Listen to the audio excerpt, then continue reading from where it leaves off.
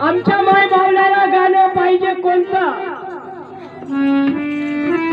न जाने कोणचा नशा करताय आमच्या माय दाजी दाजी लय आठवण येते दाजी. पण माय रमाईने जर कसं केलं असतं तर आणि म्हणून तुम्हाला सांगायचंय तुम्ही जागा झाला पाहिजे. बाबासाहेब आंबेडकरांनी आम्हाला जो धम्म दिला त्या धम्माला आपण